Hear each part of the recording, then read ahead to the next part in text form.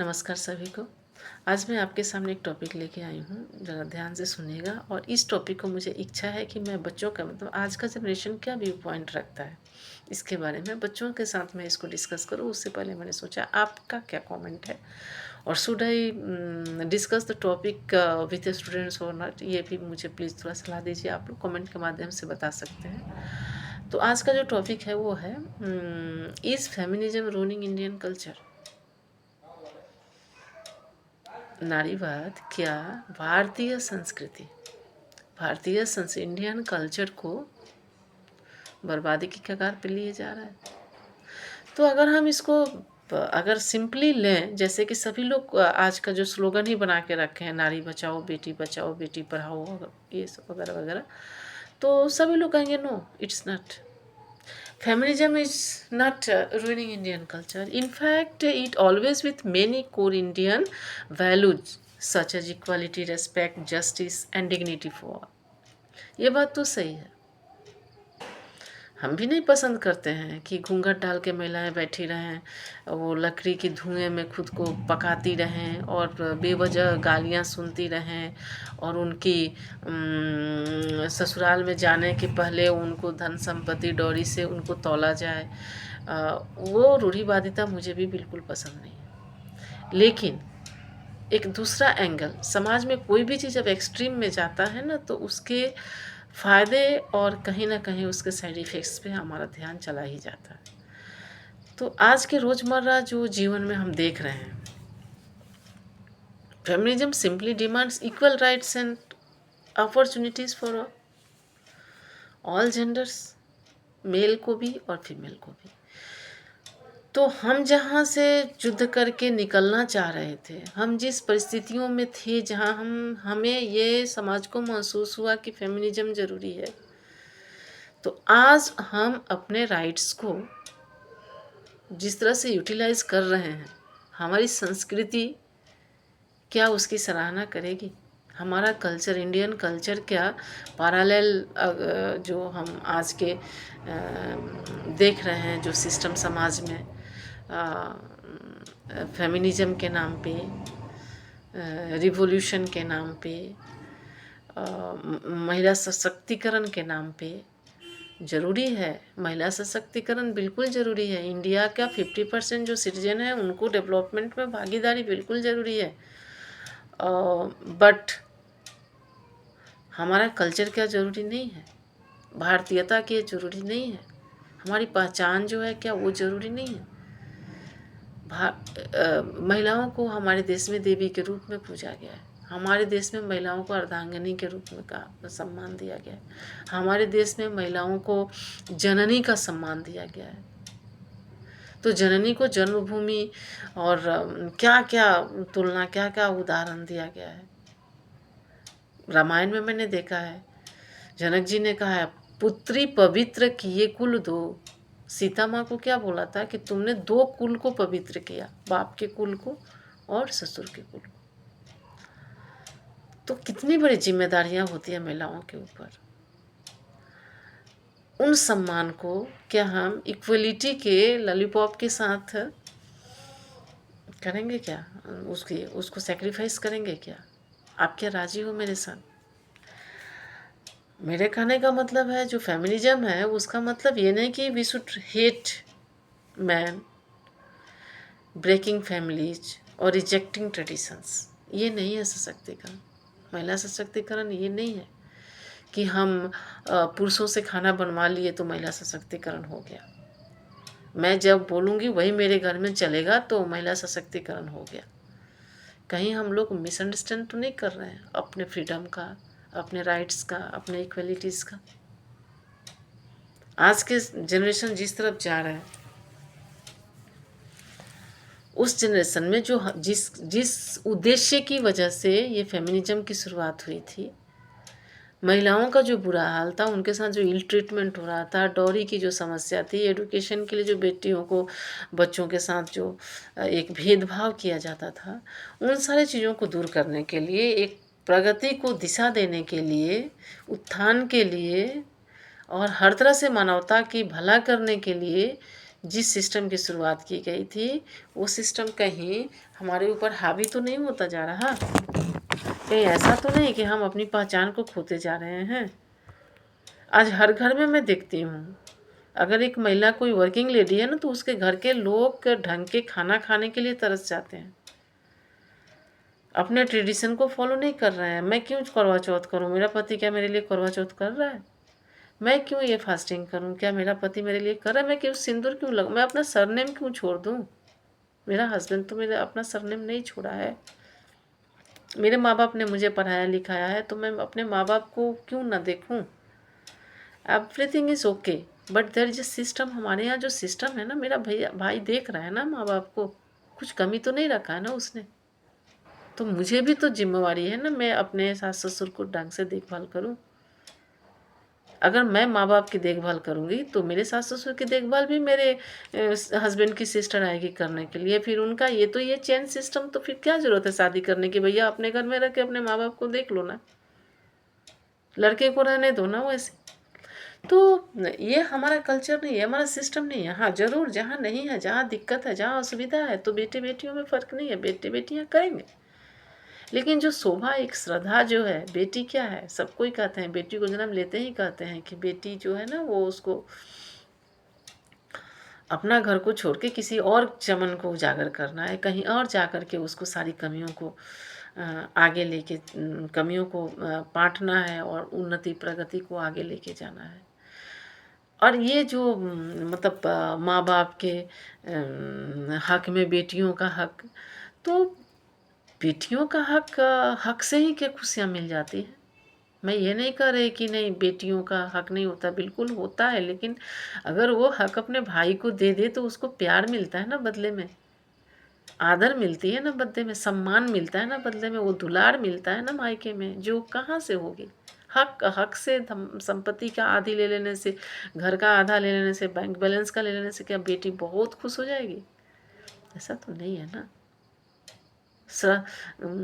शिव पार्वती श्रद्धा विश्वास रूपिणी। अगर पुरुष विश्वास है, नारी का विश्वास है पुरुष, तो पत्नी भी तो श्रद्धा है ना, उसको भी तो आगे लेके जानी है ना। बेटियां क्या है? अगर हमारा बेटा हमारा घर का सब कुछ है, तो बेटी क्या है? बेटी हमारी दुलार है ना, हमारी श्रद्धा है ना, हमारी भावना है ना, बेटी हमारी सपना है ना। बेटी को तो हम बिल्कुल एक सर पे बैठा के रखेंगे ना, क्योंकि वो हमारे घर में एक मेहमान के रूप में है। सच में बोली जाए तो मेहमान के रूप में ही है।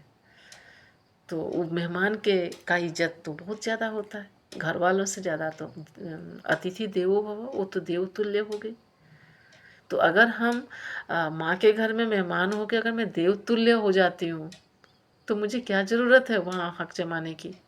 मुझे क्या ज़रूरत है वहाँ पे मतलब भागीदार बनने की और इक्वल जिम्मेदारियों को लेकर के? और क्या सब, मुझे तो ये बिल्कुल पसंद नहीं आता। आज का फेमिनिज्म के मतलब इतना हो गया है कि हाँ, मैं ब्रेकफास्ट बनाऊंगी तो हस्बैंड डिनर बनाएंगे, तो फिर लंच दोनों मिलके बनाएंगे, या फिर वो क्या बोलते हैं, बर्तन मैं धोऊं तो झाड़ू तुम लगाओ। और ये सब तो फिर परिवार, फिर बच्चे क्या देख के सीखेंगे? फिर जननी जननी क्या हो गई? जननी तो वो होती है ना जिसमें जन्म देने की शक्ति होती है। तो जन्म देना मतलब क्या है? कितनी भार को उठाना है, पोषण करना है। तो अब तो आप अगर कंसीव करती है लेडी, तो बोले मैं ही क्यों करूं, अपना खून पसीने से बच्चे को पेट में क्यों बड़ा करूं, पति भी अदा रख ले। सेंसलेस इडियटिक ये जो आर्ग्यूमेंट्स हैं। भैया अपने अपने दायरे में खुश रहो ना, अपने दायरे में सुखी रहो ना। मैं ये नहीं कहती कि हाँ दब के रहो, इनजस्टिस को सह लो। मेरे कहने का मतलब ये बिल्कुल नहीं है वर्किंग प्लेस में आपको कोई दो बात सुना के चले जाए, नेवर। आंख निकाल के हाथ में रख देंगे गोटी खेलने के लिए। अपने हक के जगह पे बिल्कुल सही है, लेकिन परिवार जहाँ पे है, हमारा कल्चर जहाँ पे है, हमारा समाज जहाँ पे है, उसका सम्मान करो ना यार। क्या जा रहा है उसमें? हमारी प्रकृति, हमारी सभ्यता, हमारी संस्कृति ने महिलाओं को जिस रूप में रखा है, वो तो सब कुछ है। वो तो दुर्गा भी है, वो तो काली भी है, वो तो सरस्वती भी है, वो तो सब है। तो बस जहाँ ज़रूरत ही नहीं है शस्त्र की, जहाँ शास्त्र से काम चल जाना है, तो वहाँ क्यों शस्त्र दिखाना। और जहाँ शस्त्र फेल हो जाए वहाँ तो शास्त्र जहाँ फेल हो जाए वहाँ तो शस्त्र है ही। क्यों दुर्गा नहीं है क्या महिलाएं। तो देखिए इस बात पे मैं चाहूँगी अभी के जनरेशन से थोड़ा गौर कीजिए, अपनी पहचान को मत खो दीजिए, अपने कल्चर अपने धरोहर को पकड़ के रखिए। बिल्कुल ये भारतीय संस्कृति आपके हाथ में है, भारत की पहचान आपके हाथ में है। यहाँ की महिलाएं वीरांगनाएं, यहाँ गार्गी, यहाँ पे पंचोली, द्रौपदी, सरोजनी नायडू, तो इन्हें इन्हें क्या हम फेमिनिज्म का हक लेकर के हम इनसे भी बड़े होना चाहते हैं क्या। ज़रूर करें, हम बिल्कुल सपोर्ट में हैं। आप दब के न रहें, आप छुप के न रहें, आपको कोई परेशान करे तो आप बिल्कुल चुप न रहें। लेकिन जहाँ ज़रूरत ही नहीं है वहाँ इक्वलिटी के लिए चौराहे पे खड़े होकर सिगरेट फूंक रहे हैं तो हम इक्वल हो गए। I don't support this, never never. कभी भी ये भारतीय कल्चर सपोर्ट नहीं करता है। हम जीन्स पहन के और दोनों पैर इधर करके और घूम रहे हैं पूरा, तो हम बड़े स्मार्ट हो गए, हम क्यों न घूमें। लड़का घूमता है तो लड़की क्यों नहीं घूमे। भैया खुशी ही ना चाहिए। तो अगर तुम्हें घर में रह के सारे परिवार को खुशियाँ दे करके अगर खुशियाँ नहीं मिल रही हैं, तो वो बाइक में बैठ के चक्कर मारने से, धूला और धुआं फाँकने से क्या खुशियाँ मिल जाएंगी। अच्छे पका के सबको खिला के सबकी हंसी सबकी खुशी सबकी आशीर्वाद से अगर खुशियाँ नहीं मिल रही हैं, तो पुरुषों से बर्तन धुलवा के खुशियाँ मिल जाएंगी।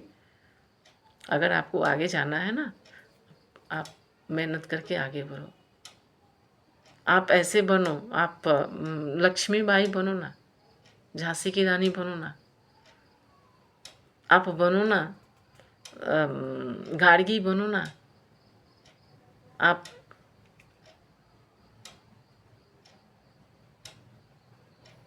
अहिल्या बनो ना, आप सीता बनो ना। इसमें क्या सम्मान नहीं है। हम सम्मान सिर्फ घटिया चीज़ों करके और विदेशों के उस सिस्टम को फॉलो करके ही हम क्या अपना सम्मान बढ़ा सकते हैं, जिसमें वे लोग परेशान हैं, साइकोलॉजिकल प्रॉब्लम्स को भोग रहे हैं, परिवार टूट रहे हैं, है ही नहीं, बच्चों को पता ही नहीं है माँ बाप किधर है, माँ बाप को पता ही नहीं है बच्चे किधर है। तो उसमें क्या सुख मिल जा रहा है, मेंटल पीस मिल जा रहा है। अध्यात्म में अपने पूरे परिवार की खुशी में साँझ सुबह अपने पूरे परिवार के साथ आनंद मगन गाना बजाने में जो खुशी है, अच्छी अच्छी पकवान बना के खाने खिलाने में जो खुशी है, अपने परिवारों के साथ अपने अपने पुरातन कल्चर, अपनी पुरातन रीति नीति धर्म संस्कृति पूजा पाठ जो भी हमारा कल्चर है उसको लेकर के जो खुशियाँ हैं, अपने बच्चों को अच्छा केयर करके उनको अच्छा बना करके उनके चेहरे पे एक अच्छे माँ बाप का संतान हो, एक सेटिस्फैक्ट्री स्माइल उनके चेहरे पे देख करके खुशियाँ नहीं मिलती। तो खुशियाँ मतलब मुझे पता नहीं, मुझे समझ में नहीं आ रहा है कि फेमिनिज्म फेमिनिज्म फेमिनिज्म करते करते करते करते हम पाना क्या चाह रहे हैं। इल ट्रीटमेंट मत सहिए, बेवजह किसी की फालतू बकवास मत सुनिए, बेतुके रूढ़िवाद अंधविश्वास मत झेलिए।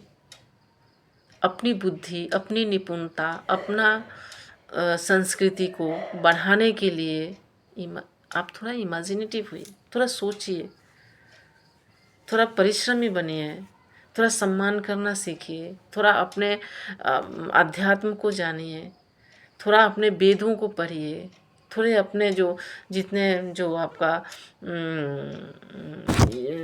जो आपकी शास्त्र हैं, जो आपके धर्म है, जो आपके कुल परिवार की रीति नीति है, उसको जानिए। भारतीय संस्कृति न्याय सम्मान एवं सह अस्तित्व का पहचान है। न्याय अगर है तो न्याय को पकड़ के रखिए, ईमानदारी को पकड़ के रखिए, जस्टिस को पकड़ के रखिए। बेवजह बिल्कुल किसी के आगे सबमिसिव होने की कोई ज़रूरत नहीं है। हिम्मत रखिए, झांसी की रानी मतलब इस तरह का रहिए कि नहीं मैं मेरा हक मैं किसी को लेने नहीं दूंगी। तो उसके लिए आप फाइट कीजिए, I am always with you. बेवजह फालतू की बातें, इधर उधर की बातें, बकवास की बातें, जिनको खुद रास्ते नहीं चलने आता है ना, मतलब क्लास प्राइमरी फेल पीएचडी वालों की कॉपी चेक कर रहे हैं। बस सिंपली यही है। आप देखो, आलोचना समालोचना क्रिटिसिज्म कौन कर रहे हैं? जिनके पास कोई काम ही नहीं है, गुड फॉर नथिंग फेलोज, कुछ नहीं जानते हैं। तो मुझे जब मैं देखती हूँ ना उन लोगों को अमुक तमुक तमुक चर्चाएं करते हुए, तो मुझे हंसी आती है। और तब मुझे लगता है कि अरे ये तो प्राइमरी फेल वाले सब पीएचडी की कॉपी चेक कर रहे हैं, उनको सर्टिफिकेट दे रहे हैं। तो लेट देम बी देयर। आपको अपना माइंड उसमें खर्च नहीं करनी है। आप अगर सच में प्रोग्रेसिव हो, अगर आप सच में एक नई भारत, नई प्रकृति, नई सशक्तिकरण के पक्षधर हो, तो अपने कर्तव्यों से, अपने चरित्र से और अपने कामयाबी से ये महसूस करा दो कि हम इंडियन कल्चर को पकड़ के भी हम आगे जा सकते हैं और हम अव्वल हो सकते हैं, हम सबसे पहले कतार में खड़े हो सकते हैं। और उसके लिए मुझे अपने ट्रेडिशन को सेक्रीफाइस करने की बिल्कुल भी ज़रूरत नहीं है। मैं तो ये व्यू पॉइंट रखती हूँ। आपका क्या है प्लीज़ कमेंट कीजिएगा। और एक छोटा सा डिबेट मैं बच्चों के बीच करा के आपके साथ ज़रूर शेयर करूँगी। Thank you, good night, like and share कीजिए।